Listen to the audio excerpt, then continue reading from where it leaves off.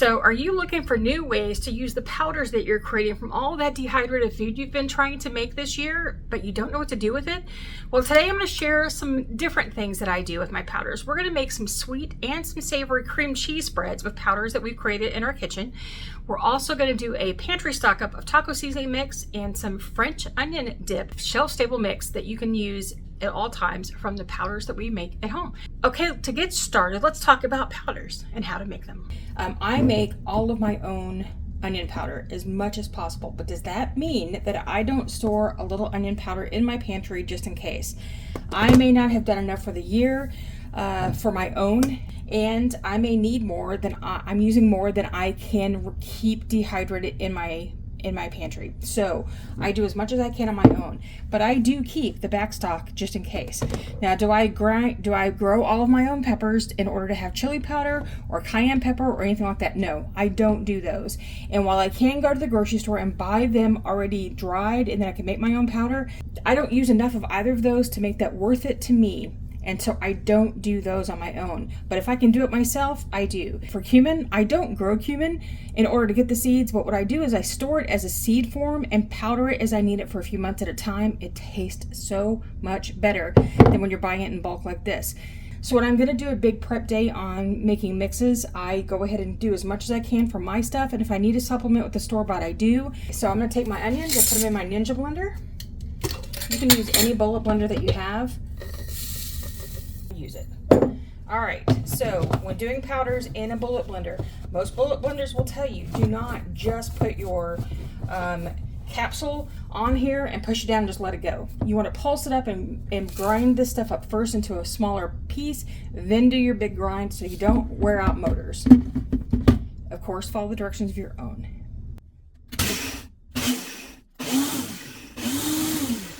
Okay, so for one of our recipes today, if you were going to use onions like this and you want them minced, you don't want powder, but you don't want the big chunks, you can just powder it down some and have chunky onion powder. Now, when you're working with any kind of powders, don't just immediately open this and then stick your face in it to see how it works.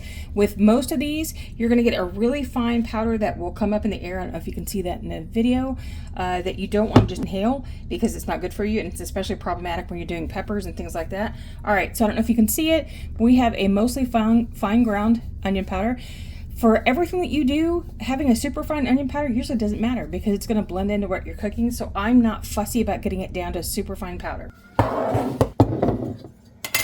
So to use this, to store this into a clean jar. Now, if I'm going to store this for a while, onion powder can clump. And I would put this in a smaller jar for long-term storage. And if I was storing, I would also put about half a teaspoon of this arrowroot powder inside of it. It works kind of like you would think cornstarch does. I just prefer arrowroot powder over the cornstarch. And it helps keep this from sticking. So we're going to put an airtight container on the top, a lid, a ring. Now, in our coffee grinder, we're doing much smaller quantities, and so it's easier to do it this way. I'm going to take my coriander first. Take my coriander seeds, and I'm going to make powdered coriander. We use this in a lot of near Asian dishes. Put your lid on, get it straight, and start grinding. Oh, would help if I had it locked in.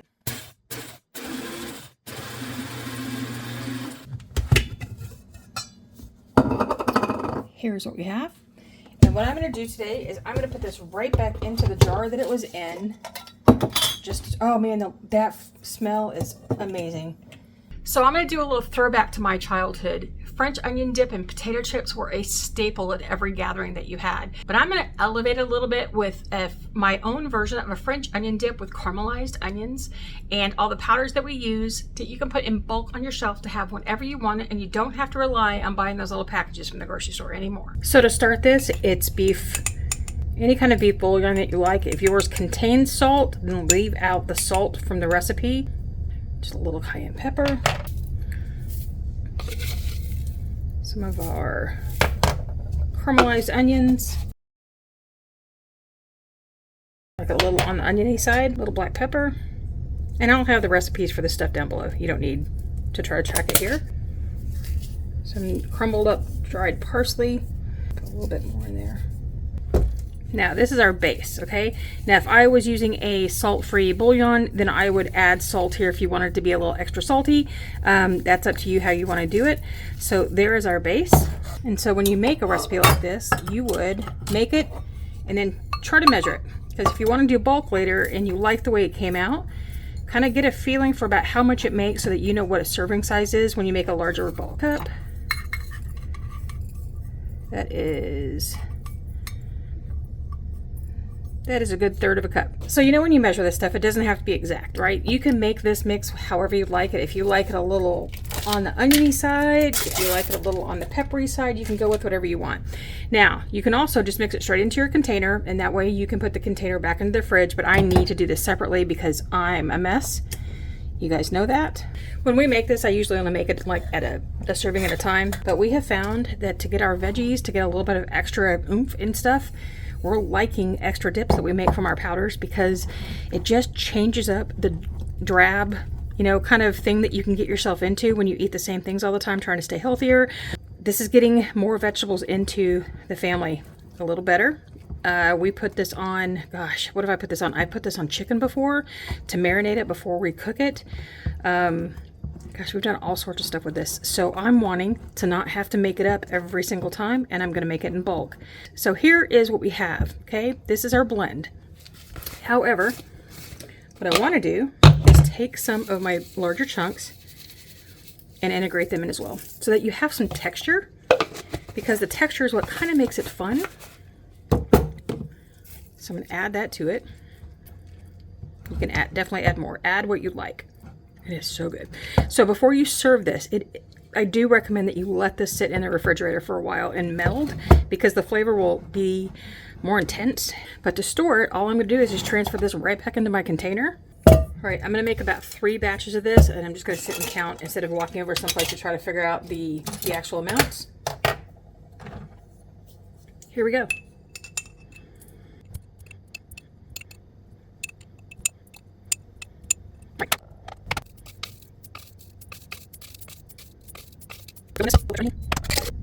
And I'll have the exact amounts in the description, in the recipe, in the description box below that you can just print off. All right, here we go. There is our dry mix. Just mix it all up.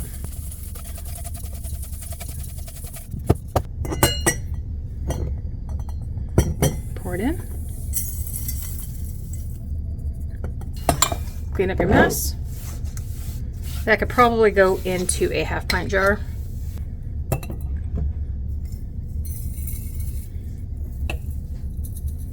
Yeah, right at it. All right, my writing, and I'll get a ring for it, and there we go. There's our French onion dip. See what it looks like? It's so pretty. And hi, if we haven't met, I'm Darcy from the Purposeful Pantry, and I talk about dehydrating all the time, like all the time. And so I'm glad to have you here. So if you want to get started on making a taco seasoning mix from scratch that you can make in bulk, that you can have all the time, that's what's next. So the next thing we can do with some of our powders, we're going to make a bulk taco seasoning mix. Pull out my card where I can see it, and of course I'll have this in a recipe in the link down below. We're going to take a full cup of chili powder. Now this is what I do for bulk, so this will last us about 3 months of tacos. There you go.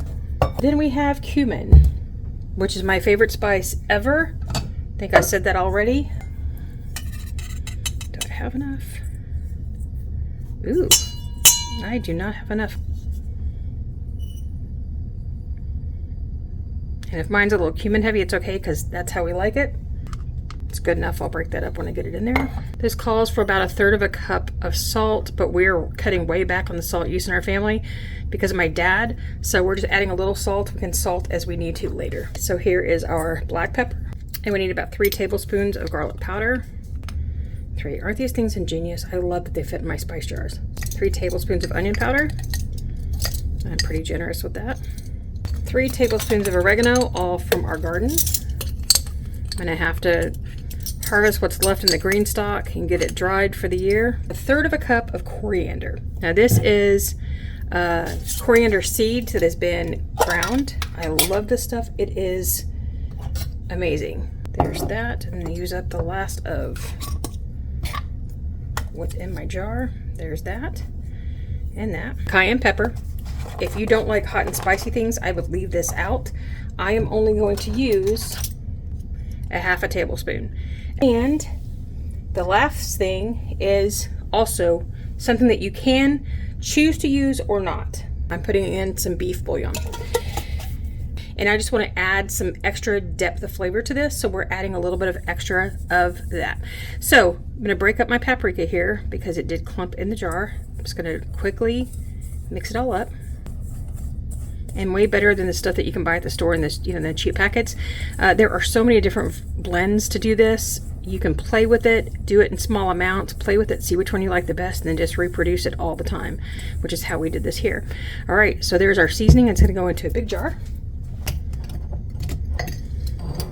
So here's a tip for you. These jars are the clamp jars. When the rubber on there gets bad, it will break. So you can see mine is bent. It cracked this last time that we had it. It's hard. It is no longer airtight. I need to buy new ones. But we use this so quickly, that's not a real problem for me right now. We go through this pretty fast. This in.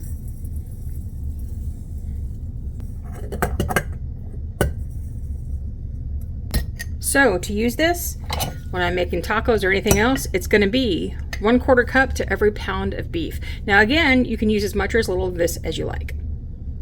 Before we get to our next fun thing, something I did fail to put into my taco seasoning mix, because it's something I don't keep on the recipe card, but I know in my head to do it, but I'm going to add that to the recipe card for you, is I go ahead and add a good heaping tablespoon, or like a good heaping spoonful or two of arrowroot powder.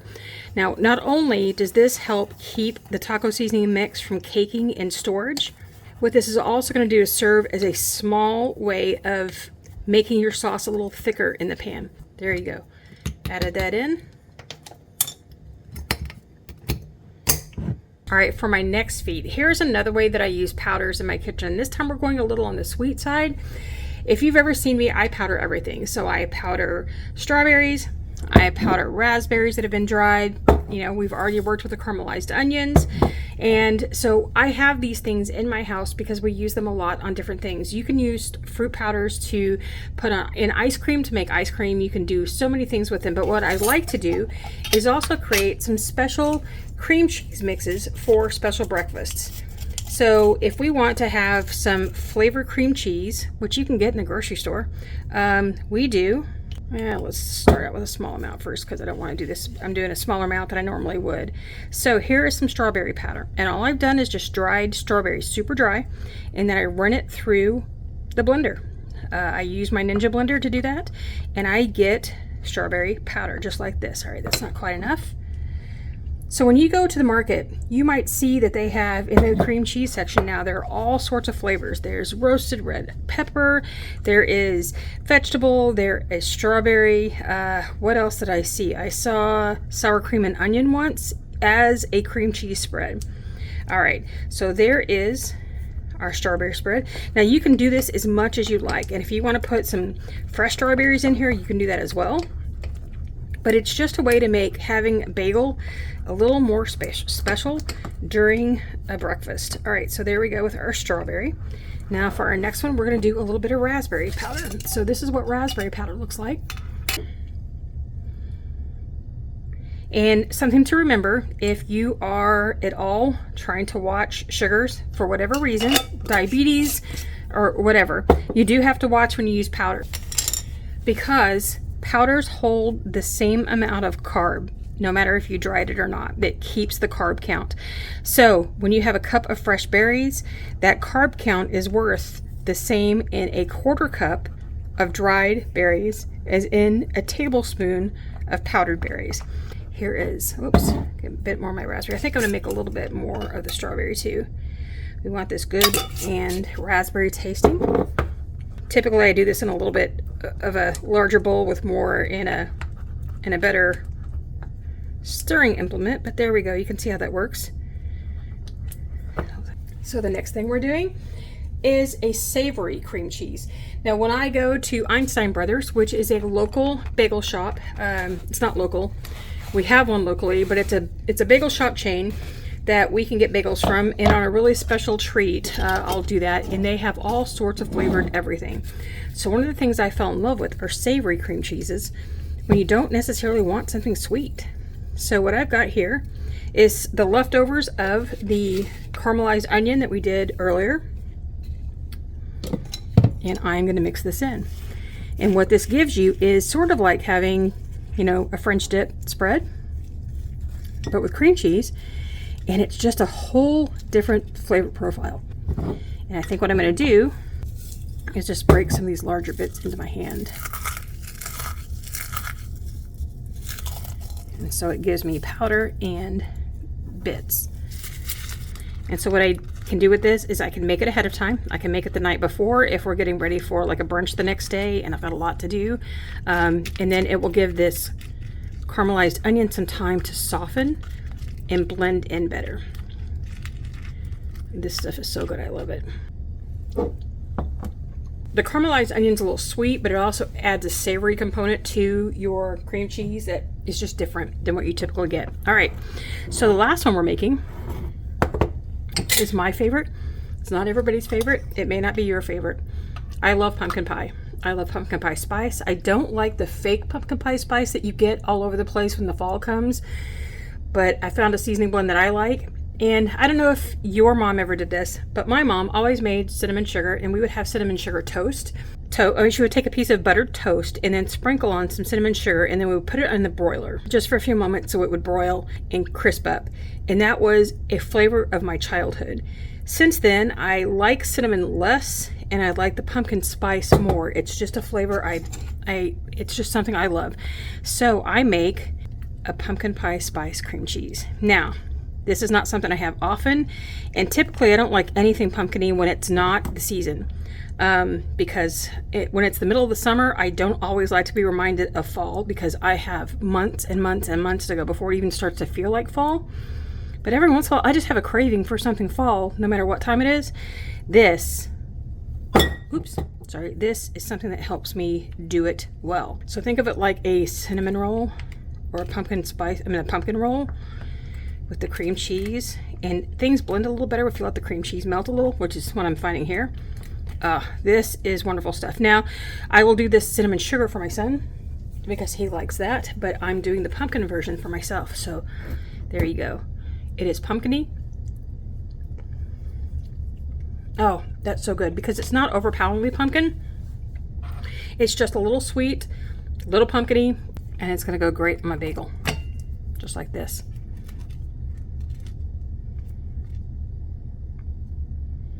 Just like that. Now, what else can you put in your cream cheese? You can come up with so many different ways to use it. Maybe do a vegetable version where you take some chunky vegetable powder that you make and mix it in with your cream cheese. And it's kind of like Einstein Brothers has that, where it's garlic and onion and some vegetables that are really small pieces that are in their cream cheese, and mix it up and put it on. It's great. Do it with your vegetable powder. Maybe you want to try something a little hot and spicier. So Philadelphia brand cream cheese has a version of a roasted pepper, but you can actually do any of your peppers like that. You make them up small and do kind of a peppery cream cheese for a different flavor. You might also want to try just some green onions. So I take some dehydrated green onions, put it in your cream cheese, give it overnight because you want them to rehydrate. I cut them up a little smaller. Chives will work as well, and that will work as a green onion cream cheese. That's good because it's savory and different flavor. And then lastly, if you're like me, and don't like tomatoes, but you want to find ways to get tomatoes in your meals, this is what I do. I slice tomatoes and put seasonings on them and then dry them. They are marvelous. I will eat these like crazy. These are like chips to me. But what I can do is break these up really small, maybe grind them up in my grinder in small bits, put this in with my cream cheese, and it's kind of a tomatoey cream cheese. You can also add that to your vegetable powder and put in your cream cheese. So there's all sorts of ways that you can do this with the things that you've dehydrated at home and powdered, and they don't all have to be sweet. So if those things excited you, watch this video right here where I walk you through how to make a fruit powder from any fruit that you want to do. And until I see you again next time, happy dehydrating.